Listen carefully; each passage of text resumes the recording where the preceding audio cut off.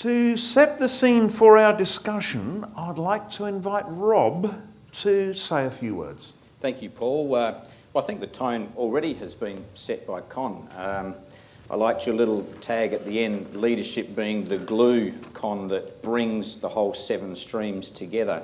Not to put too fine a point on it, for me, leadership, I mean, it starts and ends with leadership. Success starts and ends with leadership. I've been fortunate enough to work with some exceptional leaders, and I'm happy to go into why I've thought that and the characteristics and behaviours that they display and the values that they live by, and some other leaders that I've also learnt what not to do in my leadership roles. We learn a lot through stories and experiences, don't we? And hopefully this panel will share some of those with you. But Con, first of all, I don't know whether anybody else is going to do this. Thank you to KPMG, you and Julianne, for pulling this together. Governor, thank you for championing the cause. This is going to be quite instrumental. And I don't think I'm taking any liberties, just in case the Premier's listening on live stream. But Friday the 4th, the Economic Development Cabinet Committee, of which I'm part of, go away, and we're going to spend a day investing in a lot of the stuff that we've already been talking about and you guys have contributed to. So this is definitely not wasted, and it's not going to fall on deaf ears, and we'll definitely be picking this up. So for me, leadership is everything. As I said, success, it starts and ends with leadership. So I'm looking forward to bringing this all together. I'm looking forward to the questions from the floor, and I speak on behalf of all our panellists. And as I said, we're going to feed it into a whole day away with the Economic Development Cabinet Committee. Putting politics aside just for one moment, I wish we could do more of that. And I'm sure I speak for everybody in the room. We have to work with the government of the day. And I'm certainly doing that. But a little insight, maybe an insight, certainly my recent experience, and I'm talking about since the election. I think we've got a Premier that is genuinely committed to leading this state into its next little phase of what I believe prosperity. He has a team that is also committed to making some change and being bold and making courageous decisions. We've probably seen a few of those play out, getting the right people in the right jobs for a start. So I say that to encourage you, as I'm encouraged, that some of this stuff is going to get actioned.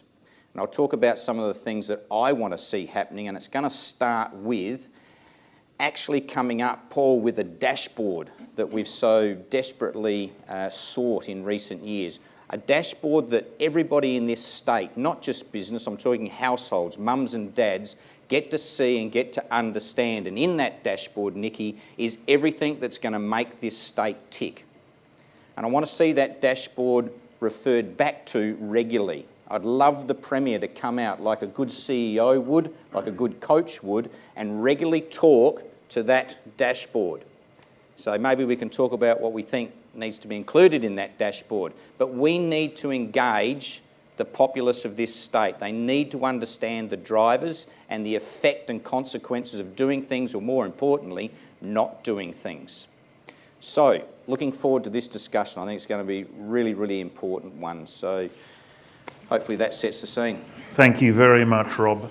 I would want to reiterate at this point that these discussions are not just the 5 of us up here on stage, that do include you. We will be coming to you for case studies, for opinions, for contributions to the discussion throughout the morning. And that also includes you guys at home. Please make your contributions so that we can really expand this to a meaningful discussion.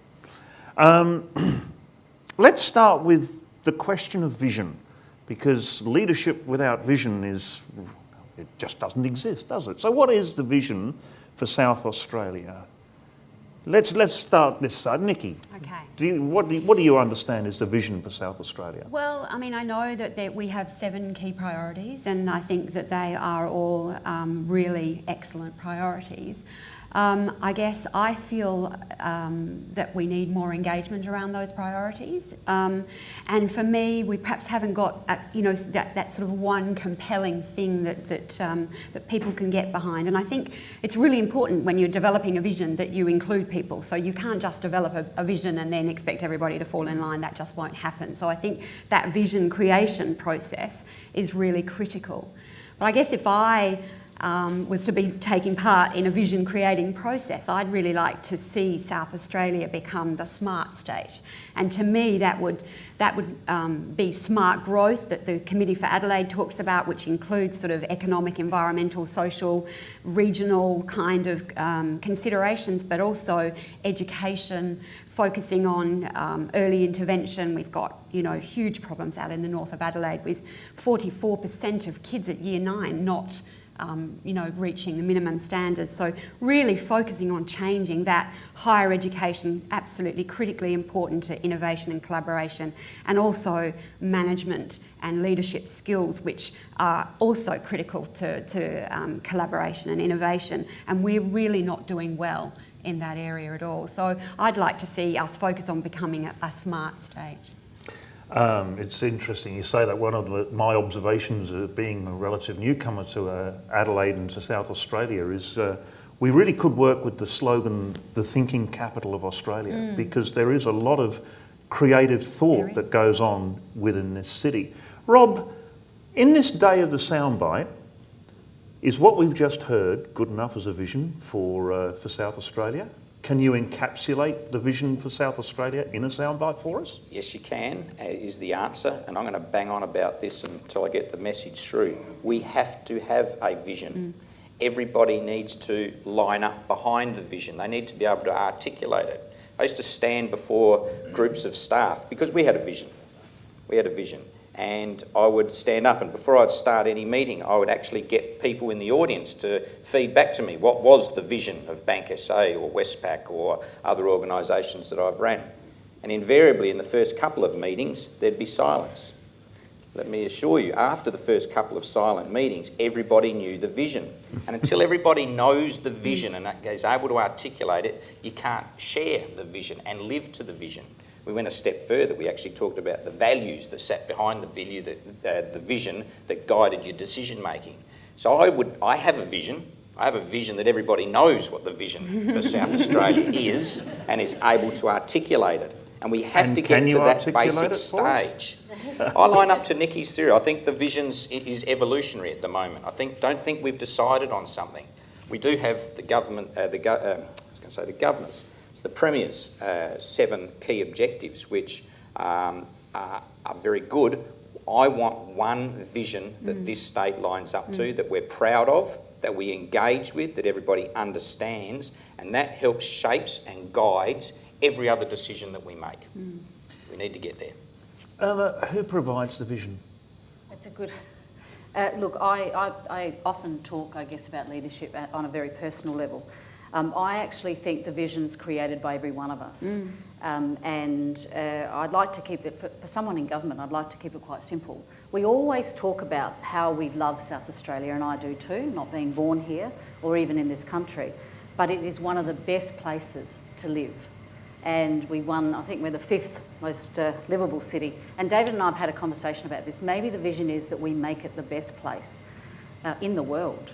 And then I think the 7 priorities that Niki talked about, I'm absolutely committed to them, and I think lots of people in the public sector are. But what does it mean to be an affordable place to live? What does it mean to be clean and green, and we love our food and the rest of it? So I'm really aligned to those strategic priorities, but unless they mean something to someone that's doing something for this state, I think it makes it hard. So I'd have to say we'd have to have a line of sight, but most importantly, we actually need something quite simple that gets people's hearts and minds. Yeah, simple and compelling. Yeah, David, I see you nodding furiously there in agreement. But in the sense of deriving the vision, surely we can only devolve it so far.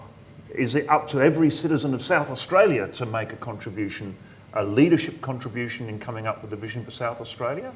Or is it just company heads and heads of institutions? Is it just government? Whereabouts do we draw the pencil line of this is the people who will decide the vision for the country, for the state? So, Paul, you're asking, I think, one of the really big challenges of leadership as to who actually, how do you do this and how do you do it effectively? So the way I sort of would think about approaching this, and I think the state is, I have to agree with the panel, the state's got an extraordinary opportunity. And I've had the pleasure of living here for about 8 years now, and I've lived in lots of cities around the world, including some of what we consider the great cities of the world. Adelaide is one, and South Australia is one, if perhaps not the best place I've ever lived. It is fabulous. And we don't recognize that. The people of South Australia don't realize what they have, what's so unique. So I think in doing this, yes, I do believe leadership does need to be led.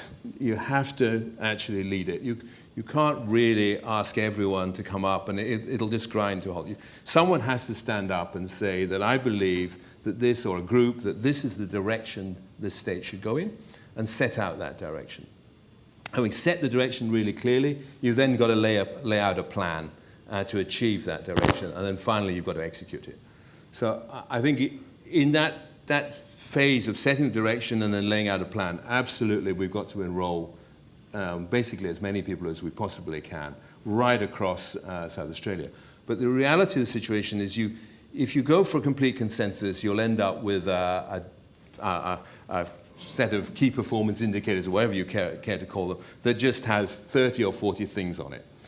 That will not work. You've got to say, and I'm with Urma here, one of the really core themes that strikes me coming to South Australia is this is a fantastic place to live. So you've got to use that and somehow build on the unique selling points of the state. Create a vision, it's got to be then owned, and then you've got to develop a plan to execute that vision, and then you've got to relentlessly execute it. And just one example, I used to brought up in Edinburgh in Scotland, and over 30 miles away was the city of Glasgow, which was really, really struggling. Not Adelaide is nowhere, just not in the same league as Glasgow was. And 30 years ago, it was being deindustrialized, really, really difficult. They came up with a theme, and they just said, and I don't know who did it, doesn't matter who did it, they came up with the idea, Glasgow is miles better. And that sort of feeling has lifted the whole of Glasgow. And you're going to see Commonwealth Games is about to take place in Glasgow this year in a couple of months' time. And I think you'll see a city which has totally transformed itself from the industrial wasteland it was 30 years ago when everyone pulled stumps on the shipyards. Adelaide's not there. Adelaide's in a much better place. Adelaide has a great starting point. But we mustn't allow ourselves to slide back. We must grasp the opportunity, say, what is our direction? And if it is a vision such as Asia's most livable city, that's fine. Then we need to get a plan behind that as to how we would achieve that, and then we need to relentlessly execute that plan. And I think it does involve enrolling everybody in doing that. So I think, frankly, we're in a great place. We just got to genuinely believe it. And a lot will happen through that self-confidence. Okay, well, let's go out to the audience at the moment. I'm after a vision for South Australia in a sound bite. Who can provide me with that? Michael Barber. I'm not sure who it was in Demetra, put up a sign that I think is a really good sign for the site and for the state. And it is simply where people and business thrive. And the reason I put that together is because it is a livable place, but we cannot survive as a livable place if we don't bring enterprise, business and everything here. And we've got to be able to work off supplying people, services, aged care as business opportunities. So I think the vision is almost as simple as that, where people and business thrive, innovate if you want to put something else in that space. I think it has to be as crisp as that because we have to drive both legs of it, community, people, and critically business. And if business thrives, we will thrive. Okay, so the opening bid, ladies and gentlemen, is where people and business thrive. Do I have a better vision for South Australia as a soundbite? Anyone willing to put their 5 cents in? Go, down the front here, yes. All right, well, at the Committee for Adelaide, on which I sit on the board, we talk about stop comparing and start competing. We talk about the fact that South Australia has a self-esteem issue. We constantly put ourselves down. We do live in a fantastic place. We have got so many wonderful things going on. So let's start competing and let's drive it to the very end. And we do it, as David said, relentlessly. You just keep going. So let's stop putting ourselves down and just get on with it. Okay, so we now have stop comparing, start competing, ladies and gentlemen. Do we have a better vision for South Australia in the soundbite? Down here. And then I'll come to you, David. You've got a comment there? Hello, I'm Susie Robinson. I'm here today, Governing Council of University of Adelaide, but with some depth of experience in public sector. And I'd like us to remember the good work that the EDB has done recently with the rebranding of South Australia. I think that was right on the money. The concept of being a doorway in and out of the world. I see it as a two-way thing. We are a place for people from around the world to find a way into the Australian and Asian markets and lifestyle. We also have just so much depth of ability to send wonderful people out into the world as well. I just wanted to remind everyone about that lovely piece of work. Okay, that's not exactly a soundbite, but nonetheless it's a very good sentiment that needs to be included there. Now, David, you have a contribution here. Well, I think if we, whatever vision we choose, and I think clearly something around the livability and it being a fantastic place to run businesses and also its intellectual capabilities there. So somewhere around that, however it is. But I would say to Rob, if you're meeting with the Cabinet and the Premier next weekend, number one item on the agenda should be what is the direction of this state. And you should not move on to item 2 until you've answered item 1. And it'll probably take more than a weekend. And you've got to avoid, in these discussions, being killed by PowerPoint and all these things. We had an offsite with my leadership team where we strangely enough, we went camping. We slept out in swags in the field up in Fairview. And my CFO asked me when we finally got round the table in the back of the homestead, and what's the agenda? What's the plan? I said, well, we're here for 48 hours, and our plan is to develop a strategy that's going to take this company forward for the next 10 years. There is no other agenda item, and we will spend the next period doing that. And I would suggest that, Rob, if you had that on your meeting, what is the direction that we want to take this state in? And you don't let anyone talk about anything else until they've answered the question. It is very, very important. I mean, I have spent mornings and afternoons on the back of weekends away just crafting the right words to put into a vision and strategic direction. And thank you for pointing out the branding piece, because probably the branding piece should have come after we'd decided on the vision, but we couldn't wait. So the branding, though, is broad and deep enough to capture whatever the vision is that we want it to be. And what we need to do with that, and cast our minds back to when we launched the brand, the worst trait in the world, perhaps after arrogance, is cynicism. And there are a lot of cynics about it. And once we've decided on that, I agree with you, David, that's top of the tree, then we've got to go down to a few things. We've got to eliminate this cynicism and the cultural aspects that South Australia is perceived or really has. Before we move on from the question of vision, if I can put a criticism to you that may be unfair, but to me, a list of 7 values is not a vision. It's a wish list. It's a set of things that may be useful in creating a vision, but it's not a vision. No, I never said it was. I'm not being defensive. I think you need to have a vision. What sits underneath the vision are values that dictate the behaviours you want displayed to help you achieve the vision. I think the values are as equally important as the vision itself. And the values could be simply honesty, teamwork, integrity, valuing people, lack of cynicism. But if they're the values, they just help guide your decision making too. You always keep coming back to the vision, don't you? If we're going to invest $300 million, how does that get us to achieving the vision that we've set for ourselves? And I agree with David, the 10-year rule mightn't be a bad one. I'm doing plans now that last 7 days, 10 days, I'm loving the Adelaide Airport because by law we have to have a 30-year master plan. You know, I'm going back to the future, Ian. But we do need to peer over the horizon with a vision. It's not for today. Has to be for today, sorry.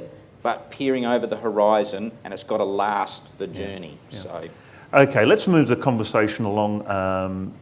The qualities and skills required for good leadership, Urma. What are they, and where are we going to get them from?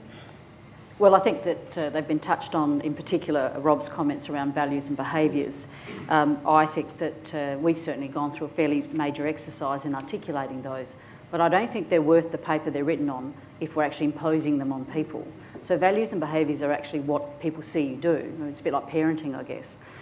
So good leaders basically engage other people, and I think the values and behaviours are something you need to talk to people about, because when you talk about honesty and trust, what that might mean for me with my background and value system could be quite different to someone else. And that's okay, but what you need to do is articulate what that difference is and be really clear on the risks that you're prepared for people to take. And this is quite a challenge, I think, in government. Have conversations about that. And I think it actually plays into the kind of self-esteem issue for South Australia. I mean, values and behaviours are also talking about what are we really good at?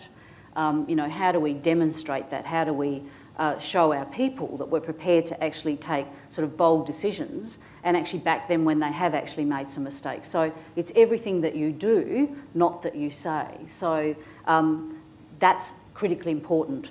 And then the thing that I certainly have some strong views about is leaders, adaptive leaders. So people that basically, where we don't solve a problem with what our previous sort of technical, we need some great technical leaders, you need a good doctor to fix the problem that you have, but there are some complex issues that are arising, and good leaders actually accept that you don't actually have the answer, that the people around you might have the answer, and you're bold enough to actually say, well, I'll give that power to those people to give me those ideas, and then maybe we can, to get together, we make a sort of a greater impact on the problem that needs to be solved.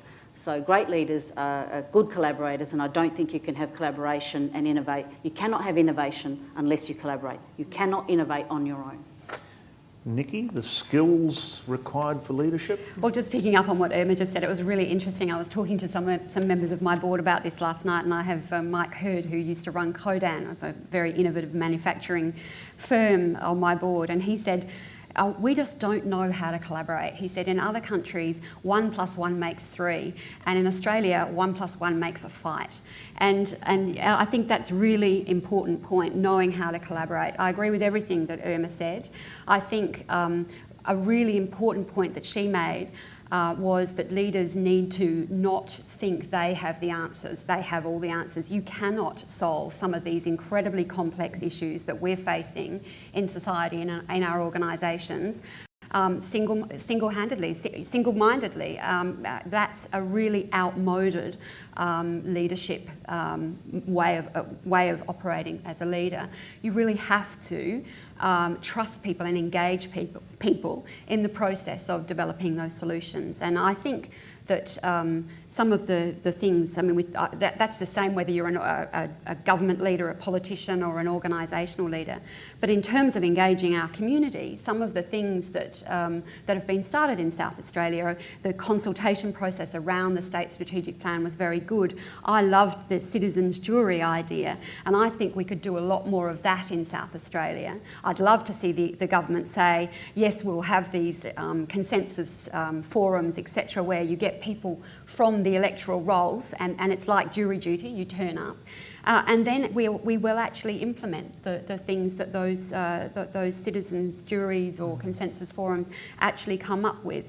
Because I think that broader engagement is so critical to actually having people implement whatever vision we set. If people aren't engaged, they're not going to bother with it. But actually, engaging citizens much more broadly in our community is critically important. David, the skills of leadership, are they good leaders? Are they born or are they taught? How many of those skills of a good leader are innate, and how many of them can be learned? I'm really not sure. I think, good leaders have really one, they've got to be up for it. That's the first thing. And I remember sitting in a town hall in Ho Chi Minh City in Vietnam, and there was a very large audience in front of us, and there were 5 of us, on exactly the same as a panel like this, and there were a few hundred in the audience that worked for, in those days I worked for BP. And the question was asked of the panel is, how did you get there? You know, what did you do, or what was it? What was the magic that allowed you to be sitting up the front? And there were all sorts of stories that we all told about breaks and opportunities and things like that. One of the panel members said very wisely to the audience, you know, be careful what you wish for and make sure that you're up for it. Because one of the real challenges is if you are put in a position of leadership, is you've really got to be able to carry that leadership and to bring people along with you. So I think this business of collaboration, the business of delegating, is critically important. Probably the most important thing I do in the company is actually choosing my management team and then giving them the space and the opportunity to get on with the job. Now, it doesn't mean I'm completely hands-off, but it does mean you broadly speaking, you delegate 95% of the whole thing is delegated down, and I rely entirely on them to execute, and they likewise rely on that. So you need a very clear system of delegations. You then need a system to hold people accountable for those, but above all, you need to be energetic, you need to be up for it yourself, you need to be enthusiastic, and you need to be able to bring people with you. And if you struggle with that, it's really, really hard. So you're telling me 50-50, that there are some skills that you can learn, but there are also innate personality traits that make good leaders. Well, it's interesting, if you look at people who have been good leaders, they come from all schools, all walks of life. I don't think you can box it in. I think usually the thing that makes a good leader is that the people they're leading respect them and say, you know, I can see why that person's in that role and leading them. And then it's easy, however, to lose that respect if you then say, oh, well, I'm now the leader, so I can do all sorts of things. Of course, you can't. You know, you've got to earn that every single day. You're the leader, not the messiah. Absolutely. As soon as you get confused with that, you're lost. You're lost. You're absolutely lost. So I think this other thing around collaboration is really important, because collaboration is a really important skill. And this business of 1 + 1 can equal a fight, rather than 1 + 1 can equal a much more positive outcome is extremely. We do have to become much better at collaboration. And certainly one area I think that we can really improve on is certainly the company I run, we have 27% women. If we had 40% women, I think there'd be more collaboration. So I think if I just simply, it also goes for diversity, not just the gender diversity, but diversity in general. When you're running a company that goes across all sorts of borders, including state boundaries, but I'm really meaning international boundaries as well, you want to have real diversity in that. Around you, so that you can understand what's happening. And I think that when you work for a company that has good diversity, you get very good views coming through. It just feels much more pleasant and enjoyable place to work. And so I'd really encourage, again, returning to Adelaide and the vision, one of the unique things we can do is we can actually attract huge diversity here. So I think we should, another aspect of our being our, let's say, Asia's most livable city, would be to embrace immigration. Genuinely embrace immigration and view that as an absolute positive. Rob, I want to actually pick up on 2 words that you said in your scene setting moment. You used the words bold and courageous, and I instantly thought of an episode of Yes, Prime Minister, where it was explained to the Prime Minister that bold and courageous were political synonyms for dangerous and don't go there. And with respect to something that we've discovered yesterday in our discussion here on innovation in South Australia, South Australians, with respect to innovation, tend to be very conservative and risk-averse. Do we have enough bold, courageous leaders in South Australia to enact a vision? to actually take us forward, or are we too timid as leaders? I mean, boldness is not a new word that we've recently invented. This isn't a set-up question, but there was a fella back in 1759 called Danton in the French army of the time, and he gave an address to the French Legislative Council, for want of a better word, and he was encouraging them. And Peter Vaughan does this really well with the French accent, because we all know Peter's French, but it's boldness. He was encouraging them. Boldness, boldness again, boldness forever. So he's encouraging people to be bold. We need to be. We do need to be, and it takes courage to be bold. And in this day and age, leaders get scrutinised, especially in the day of the, what do you call it, the bite sound. You need to be doing things, leaders need to be doing things for the right reasons to defend the decisions. Politicians get elected and their scorecard is, in this state, every 4 years. And then we either re-elect or tip them out. So every 4 years we get a chance to hold them to account. If you're a football coach, it's every week. If you run a Santos, it's every half year when you go to the shareholders. in terms of a scorecard sense. But we do need to be boldness, and it reminds me of the best leaders. And you know, we can go to the textbook and we say they need to be, you know, compassionate. They need to be full of passion and enthusiasm, capable, have the capacity to work hard. In my experience, I've had leaders that do all of those things. And I think of my best leaders, and it's very hard to go past Gail Kelly because she's been my leader for the best part of 13 or 14 years. And people ask me, because they see her as a good leader, and they've often asked me, so I know what the answer is why is she different? And you know, I've worked out over the years, she cares. I'm not sure you'll find that in the textbook anywhere, because do all that. Leaders do all of those things, but what's the real special leaders? They care. They care about what they do. They care about the people that work for them and with them. And they care about the end user of the product, the customer or the shareholder or the constituent. So I'd like just to weave that into people's thinking. Care. A lot of people can talk the talk, Ian, but when the camera's off, you know, do they care enough? And we've all got to, as leaders, care, have that care factor. Coupled with the boldness. Look, now is not the time to be timid. You know, I'm sure there's been greater periods in our 200-year history where we've needed leadership to stand up, but today is another day where we need to have the courage to make some decisions. Not popular decisions, but as I said, I want to cut this cynicism out and I want to cut this negativity out, and as soon as someone pops their head up, we seem to knock it off, find out what's wrong with it. Let's create a vision, let's have a leader, give that person some encouragement. Let's use a bit of praise and recognition for a change. That's the best way to influence people's behaviour, let me tell you, and that's free, right? To encourage the boldness. People aren't bold anymore because we tend to knock them down. Well, let's solicit some contributions from the audience around those, the values of and skills of leaders in South Australia. We've had boldness and caring as important skills. How does the audience feel about those? Are they skills that we recognise in South Australian leadership? Does anyone here feel that they are a bold leader? Or does anyone feel that boldness is not a feature of the South Australian landscape?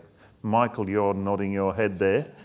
Okay, hang on, let's get a microphone to you. So let's go with boldness first of all. Definitely. I go with Roy and David. I mean, I think, I like to say, and I don't know who first told me this, if you aim for the sun, you may get to the moon.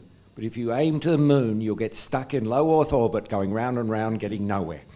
And I think we have as leaders to reach out. I mean, I think I have tried to be bold at Flinders, to shift the perception, to drive. Has everything worked? No. You've got to be able to take that. The question around boldness, I would like to put in the following question, if I could, back to the panel. And you said we've had times of challenge in this country. Curtin with the Japanese bombing Darwin. The question for me is, we sense an urgency, but it is not like the Japanese bombing Darwin. We're like the frog in the pot being slowly stewed rather than dropped in. So how do you lead boldness and change at a time of slow boil, although for most of us would think it's rapid boil, but for many people it's slow boil rather than the Japanese are bombing Darwin, we've got to do something about it. Yeah, boldness in a slow boiling pot. That's a really good point. Great question. I just have one comment on it. You know, the slow boil will get you nowhere. We have to be bold. What was I going to say there? I'm not going to start this off, Paul. I'm going to go to Niki and I'm going to come back. Okay. I was envisioning the frog, you know, but I'll come back to it. Yeah. So yeah, how do you get bold if you're a frog in a boiling pot? We were talking about this at a meeting that the Committee for Adelaide had a couple of months ago. And it's really hard, it's really controversial, I think, because you can create the burning platform by you know, going out there with stories of doom and gloom, and there are plenty of them if you want to look around South Australia. You could drag all of that up. But then you make people feel so bad they don't want to engage at all. So you know that's not a good strategy. You've got to find that fine balance between creating a bit of a burning platform and also giving people something to you know hope for and look forward to. So I guess it's that creating a really powerful vision that's positive and mobilising, whilst also talking about the things that you know that we need to fix and being honest and open about those. I think. In governments, a lot of the time people don't want to talk about some of those bad things. I think we actually have to talk about them, engage people in solving them, so they feel like that it's not all you know up to somebody else. They're a part of that, but also have that compelling vision. But it's a very fine balance, I think, and one you need to try and get right. I'd actually want to challenge the idea that we're in a slow boiling pot. I mean. We've had collapse of the car industry. We've had the pull out from developing Olympic Dam. You know, every time you turn on the news, South Australia's behind in the employment stakes. You know, we're getting an almost perfect storm of negative stories for South Australia. Surely that would provide the urgency with which bold leadership can work. I totally agree. I don't know that it's slow burn. If it was, I think the frog's about to leap outside of the thing. Look, my perspective, I guess, is more from the working within government and reform. I think there are a lot of very bold, courageous leaders within government, and I've seen so much innovation sort of happening almost on the edges. I think what we've got are systems that were created at a time where we didn't have to worry too much about that. We had plenty of time to fill out the 4 forms, to then get the authority to do whatever. There is an absolute urgency to change that. And the people that know that best are the leaders that work within the government. The people that are actually caring for patients in hospitals know that we can't continue with this model. We have to work with our other sectors to make sure that we're actually doing this in partnership, because in fact the problem is just too big, it's too complex. We have an ageing population, we have unemployment, we need to get our younger folk into jobs and the rest of it. Government has a significant role to play. I think it's actually ready to do some things that are different, but the boldness has to come in actually undoing all the red tape, I guess, or the things that were really great when we talked about Yes Minister, really great at a time when we could actually do that. There is absolutely a burning platform. I don't think it's slow burn anymore. I think we have, and we can either take it or we can lose it. And I think this is the time. Let's just come back to the audience. So the qualities of boldness and caring have been put forward for leaders in this state. Are there any other qualities that we would like to see in our leaders? Over here. If we can just get a microphone to you. Hi. Yep, off you go. Scott Bryant, PwC. Working with a range of organisations and clients, and a lot of what has been described by the panel, we use different words for these themes, but I see it consistently. We've had a theme around care, as was mentioned. Boldness, I've heard that in an Australian terminology as have a go. I've seen it in the sense of ultimately performance matters. There was a reference to a dashboard or the electoral cycle or the daily stock numbers, perhaps, David. So I think there are other attributes there. Trust, integrity, open and authentic was perhaps another reference that was described there. Embracing diversity, difference at that level was touched on. So I think we all have slightly different words for the same things, but as Urma perhaps made mention of, they mean different things to each of us, and we view them through our own filter. And probably the closing point I would perhaps proffer against all of that is you focus on one to the peril of the others. These are in constant and dynamic conflict, and they can oftentimes play against one another. You know, boldness without care, or boldness without concern for performance or diversity and so forth. It's very, very interlinked. Okay, I'll take that as a comment. We have another comment down the back. Thank you. My name is Bram LaGroux. I'm from LaGroux Partners. Just make a little comment where there was mention about engagement and care and the boldness. I just think always, every time when I see leaders really take pride in a certain behavior that is a bit abnormal for most of people. There's a research suggests that very much people have been programmed to think criticism first and look at the things that people do wrong as opposed to what people do right. The dimension is pretty much like 9 out of 1 is criticism as opposed to praise. I think Rob is one of the more visible leaders that always has said praise goes a long way. And I'm just wondering here, could praise as a commitment from a leader, as a behavior in the workplace, could praise and really recognition of certain things that we like, and people committing to changing the dynamic from 9 times criticism for 1 time praise, turn it around and 9 times praise for 1 time criticism. Could that help us get inspired? Could that help us to drive and be bold? And could that get us really being a very profitable and successful state? And that goes to a broader sort of cultural setting that leaders are allowed to operate in. And when we have a culture that, you know, likes to cut down tall poppies, doesn't that make a leader who works with praise that much more difficult to operate? I think just building on that point, it's, I think you make an excellent point. Something that we don't do well, a lot of us, especially in business, is just a very simple thing of saying thank you. And you know, how many times a week, a month, do we just say thank you? And I think if you do that, it can have a very uplifting result. And you really just need to say thank you. You don't need to do anything more than that. And I think if we as leaders learned how to do that much more, we'd all benefit. So I'm absolutely with you. It can't be gratuitous. Yeah. So praise and recognition, as I've said, in my history as an employer, say, or as a parent, or as a football coach, praise and recognition goes along. As I said, it's free and it influences behaviour more than anything else. But you can't do it gratuitously. Otherwise, you perpetuate a behaviour that you might not want.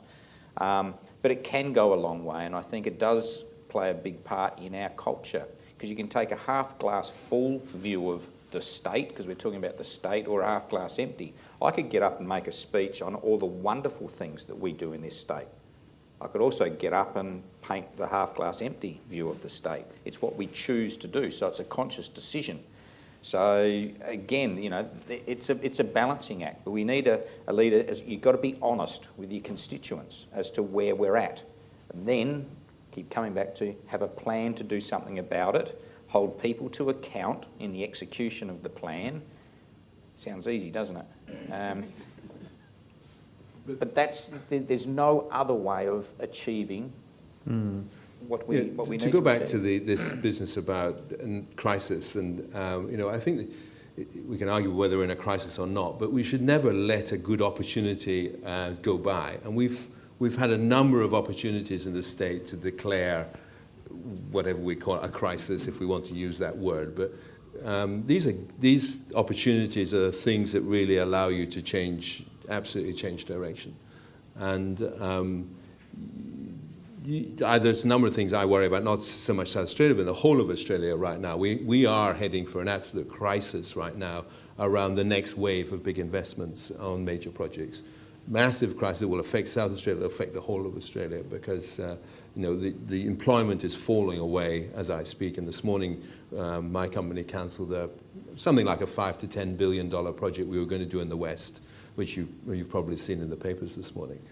There is a real issue going forward around us justifying the current climate to invest large sums of money as we've done in the past. This is actually a crisis that is looming, and we see it in Adelaide with the closure of Holden. But if you use that crisis to really, really stimulate change, it's extraordinary what can come out of it. And I just give you one extraordinary example that I'm still blown away by.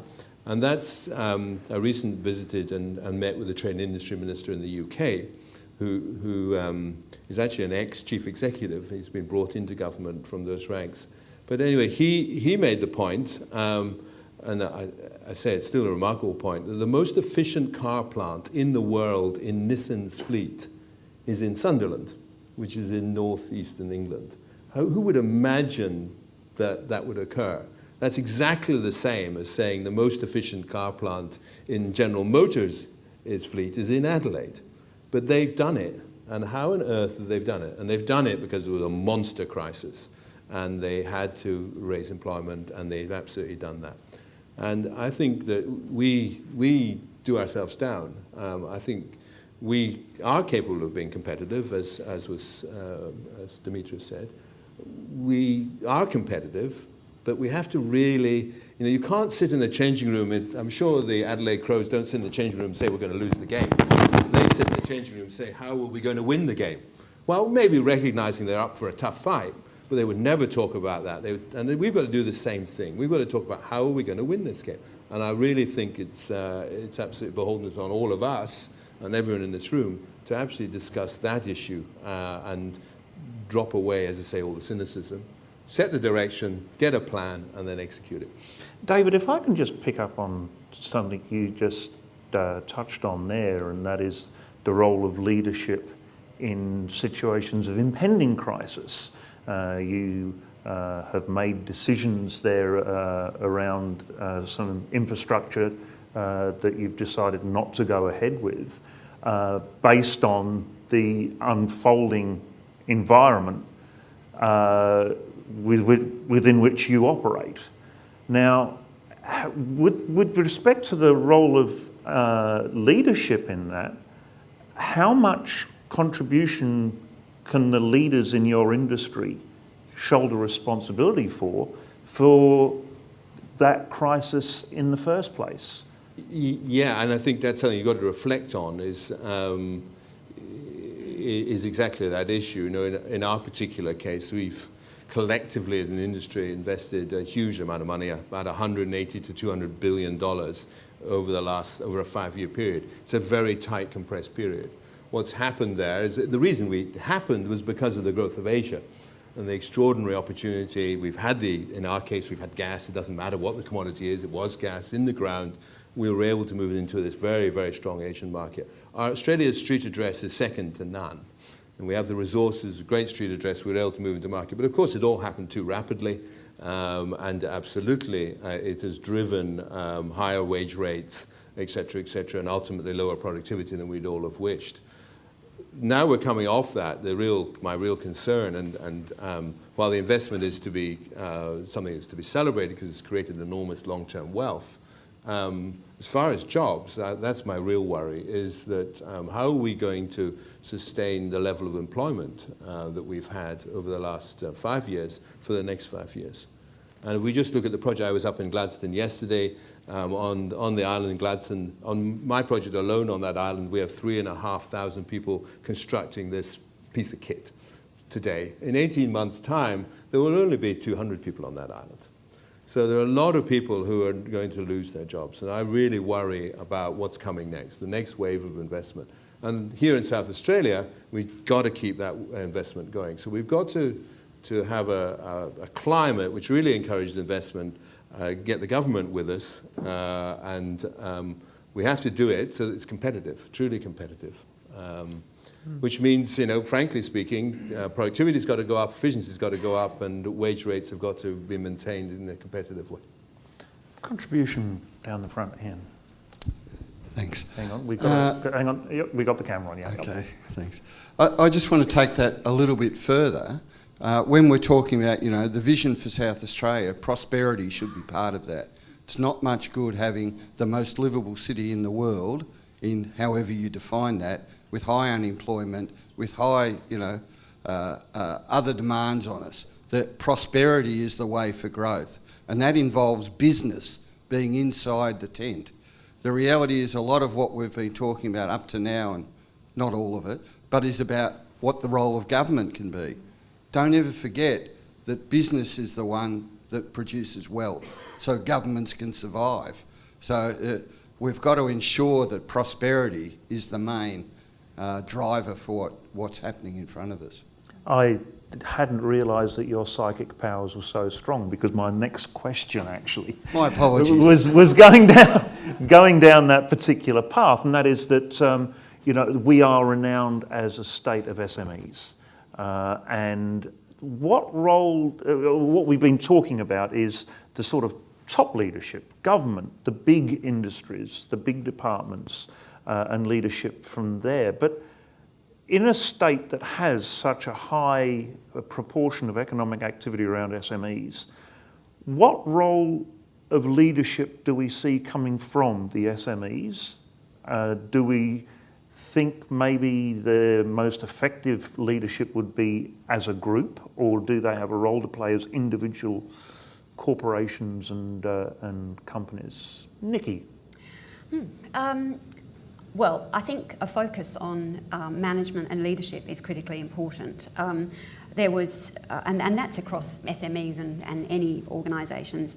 There's been every report that I've read, every technical business government report that I've read recently talks about the lack of capacity of management and leadership in Australia. We are in the lowest quartile internationally on a whole heap of indicators around management and leadership. So that's got to be critical. And I'm not talking about technical skills. I'm talking about the sorts of EQ kind of skills, the adaptive skills, the capacity to cope with ambiguity, to be flexible, to be collaborative, to focus on innovation. Those are the things that we are not doing well in Australia, and that's regardless of SMEs, large business, small business, etc. So I think we've got to shift a focus critically back onto the development of management and leadership in Australia. Urma, with respect to that, the problem for SMEs as a sector and as individual organisations is that they're, by definition, small players in the scene. But so how do we get their voice heard? Is that a question of leadership? Yes, it is. But I go to Ian's point. I think that South Australia is actually too small for government, for instance, to be working separately from SMEs or business. And I think for too long what we've tried to do, and I think David's got some great examples about where government is probably a world leader in how it regulates and does its work. We need to replicate that in every other agency that deals with SMEs, where we might regulate around environment issues. So someone's got to take care of continuing to make this the best place to live in, but it's got to be prosperous. So my suggestion is that leadership should actually be shared. So it goes back to my point of collaboration. We are too small a state for us to be working in isolation, but I think we need to get very real about institutionalising almost that partnership, that we are in each other's tent, that whatever government's developing, that small business actually gets something from it, and they help develop. If we're developing leaders and talking about values and behaviours within government, why aren't we doing that together with small and medium enterprises? Why aren't we sharing our resources? Why aren't we co-locating and swapping and seeing what each other's doing? We are too small, and I think if we collectively look at the problem and look at the wealth that needs to be created and jobs that need to be created together, then I think we're going somewhere. But to try and solve it from our perspective, or SMEs struggling on their own, I think that's the burning platform, is actually we've got to be together. David, Santos, interacts with something like 4,000 SMEs, if my memory serves me correctly. What is that relationship between the elephant and the mice? Is it just purely a commercial contract engagement, or do you allow them to feed into the system and work collaboratively with them? So we've got to set up some really good hubs, and the hubs should be centred around intellectual capital, centred around maybe a university or a really strong intellectual institution, around small to medium enterprises that are going to feed off that, government providing the support and the facilities to get it up and the way. So Tonsley is an example, but there will be other examples. And we really need to really focus on those and be very deliberate. Having set the direction and set the vision, then this is the plan as to how you execute it. You set up these hubs. They might be called science parks, they might be called business parks, call them what you like. They're hubs. So you identify 3 or 4 of these hubs. It's been done around the world. It's been done very, very successfully, and it involves collaboration. So you just choose 3 or 4, set them up, and off you go. And that's where the SMEs will really climb. And often, we're here in the RiAus, the Royal Institution of Australia. It's intellectual organisations such as this that can really help support those hubs. And I think Adelaide has talked about being a university city. It's we can just build on all of that, set up some really fantastic hubs. The second thing you've got to think about, what are the unique selling points of this state? What truly are the unique selling points of the state? And we all know some. We all know about education. We all know about health, quality of life, agriculture, fantastic food. One I would propose to you that would really attract some of the world's best small to medium enterprises is if we in South Australia lowered our carbon footprint to the lowest Australian mainland state, and we can do that. It's an easy thing to do. Set the direction, have a plan. We can basically get our carbon footprint. We're already well on the way for that. We are extremely well on the way. As people probably know, at night we have the same renewables on the wires that Germany has. We have about 28% of renewables in the mix right now. We can actually get to truly, truly world class on lower our emissions per megawatt hour from about 0.65 tonnes to about 0.4 tonnes without doing too much. We just need to make some good quality decisions. Once you get down to those levels, you're world class. Then you start to attract the back offices, the small, medium enterprise, the people who really are interested in working in a place that has a low carbon footprint. And then you can electrify. And once you electrify, then you can stimulate a whole number of other industries. So I think this is all about, again, we're back to the old thing. Set the direction, set a plan, and bloomin' execute it. And execute it with real passion. And that's what we've got to do. And if next weekend's a good starting point, so be it. Well, before bringing you in, Rob, I should actually, first of all, thank David very much for that ringing endorsement of RiAus. Declare that I am the CEO of RiAus, and David sits on my board. So thank you very much, David. Rob. I can understand why you put me on pause. I reckon there was just one step missing in that, and it went to Ian's point. So I think government set the tone, set the strategy, the direction, okay, get the policy settings right, how they collect taxes, how they invest.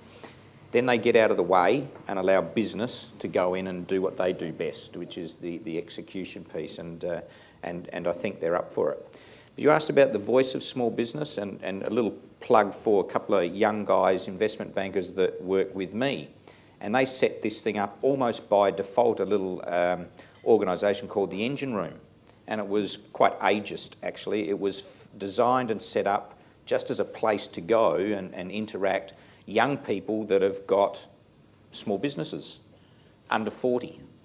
And just through word of mouth, they've got in excess of 300 businesses that want to belong to this, and it's all about collaboration and networking and learning and advancing all the things Niki was talking to, how they can improve their businesses. But it was a place for them to go and meet, and so that pointed to me that there was an absence of this collaboration, and they do need a voice, and I think that's going to be a powerful voice in the future. Now, I'll come to you in just a moment there, Con. Let's go straight to Con. We've been doing a growth readiness assessment on a number of small medium enterprises, and there are 3 things that are emerging. three key critical factors: expertise, connections, in other words, it does matter who you know, and the lifeblood of business being access to finance. The first one, the expertise component, we're finding is the single biggest issue in SME world, because we see enormous opportunity in the growth and prosperity of our SMEs. But what we're finding is that the leaders of those predominantly family businesses are immersed in managing the business. They're immersed in cash flow for the next 3 months, 6 months or daily. They don't actually look at, well, what is the plan 5 years ahead? And so it seems to me that there is a way of connecting them. Maybe it's angels without capital, but advisory boards of, or how do we actually get them the expertise to help them, whether they're in an early growth startup phase or whether they're at the end phase where they're looking at succession planning. But there just seems to me that there's this enormous opportunity to help the SMEs by people that actually want to help them. And following on from that, a strength of South Australia would be on the second point there of networking. And in Adelaide in particular, everyone knows everybody else, so the networking's well advanced. But let me actually throw that back to the audience, because we have representatives of a number of SMEs here. How do you get the experience into your organisations that makes that difference? Anybody prepared to talk to that point? Am I going to nominate someone? Down the front here. We'll just get a microphone and a camera to you. Off you go. Thanks, Paul. Jonathan Sobels, University of South Australia. I'm actually on the Environment Committee for Business SA, and one of the roles of this organisation is to provide advice for submissions being made by that particular lobby organisation. I think it's quite an interesting perspective that we understand it's more about social learning. What you're talking about in terms of networks, in terms of gathering people together, is the value of getting similarly minded people together to discuss, to talk, to brainstorm, whatever it is. Lobby groups could perform this function in a much greater role than they are at present. I think Mr McBride might like to take up some of our suggestions. It would be wonderful if we had more time, but I've just realised that time is actually running away from us, and I would like to actually, first of all, make the observation that further contributions to this discussion can be submitted after the event via email. Everybody in the audience will be contacted via email to make that channel perfectly open. But we've found it very useful in previous discussions in this series to conclude with the panel giving us their 3 action points that they wish to take away from the discussions that we've had today. It's one thing having a discussion, but if we don't actually plan for acting on those discussions, then really the discussions aren't of much use. So, Niki, your 3 action points that you would like to take away from this with regards to leadership in South Australia. Well, as I've already said, I think having a focus on leadership and management is critically important. That's an area that we really need to work on in South Australia, and so I'd like to see some thought put into what we might do in that regard. Innovation depends on management. It's absolutely critical, and we have to innovate. So that's my number 1. I'd also like to see a really specific investment in that in the north of Adelaide, because I think we need it more there now more than ever. I also want to see more citizen involvement in policy making. I think that's really, really important. If we want to have a smart state, we really have to have people who understand what's going on and feel like they're a part of the decision making around that. And that's leadership. That's leadership from all of us. So I'd like to see that happen as well. And I think I really want to support Urma in seeing our public service become a really active, agile and collaborative agent of change. The work that Urma's doing is really fabulous within government, but it needs to be supported and it needs to be given resources to make that happen. So those are my 3. I'll come back to you, Rob, but the idea of active, agile public servants. Urma, is that part of your 3 action points you'd like to take away from this discussion? Not at all, because I've found lots of active, agile public servants. They're also citizens. They're people that buy services and use. So I think it's harnessing that. I've got 2 things, because I don't know that I'll do the third. I want to make a proposal that we create the hub that we talked about. And I think we're on the cusp of looking at that. It's not the Tonsley. It's actually, let's start small, because that's what we're doing with the reform, 90-day projects. Let's start small. Let's have a hub where business, small business, where government, where not-for-profit could get together. It is not a space of a department, but it's an innovative space where we can perhaps work on a complex problem. The second one is to actually create what I call a flying squad. And it's that team of people that basically solve the problem that basically either small business is having, whether it's around red tape or whether it's more the things around the burning platform. So 2 things. We have the hub and a flying squad that sits in it that doesn't belong to only government. It's actually all of us working together. Thank you very much, Urma. Rob, your 3 action points. Irma's doing a great job, big job within the public service, seriously, because that's all about changing culture, and culture's quite central to what we're talking about. But for me, I'm pretty practical and simple fellow, and I'm going to pick up on what David, in fact, it was a bit of advice that David gave, which was, to the extent I can influence this government to actually decide on a strategy. Why do we exist? What's the direction we're taking? And get that as crisp as we possibly can and capture everything we can without diluting it, and then communicate that to a broader public. So that's one thing. 2, I'd pick up on Con's last comment. I see the value that advisors, consultants, boards, advisory boards can provide to businesses actually and individuals, mentors. And I think that can fit in with your program, Urma. And you're going to have a lot of new chief executives in the public service soon. And I think they would benefit enormously from having some citizen mentoring or advisory board. And then 3rd, and this is mine, I do want to see, I call it a dashboard, but a set of really crisp objectives. They're our priorities. This is what we're going to nail our colours to the mast on in this state. I want them communicated, and I want regular updates on that. And if you're going to commit to regular updates, I think you generate the accountability that we need. Perhaps have lacked in the past, we need today. So here's what we're going to do, who's going to do it, by when, and we're going to communicate whether we get there or not, and if we don't, this is what we're doing about it. Thank you very much. And in conclusion, David, your 3 action points. Well, I'm going to... Oh, you need to grab that mic. I'm going to very much build on what the panel has said.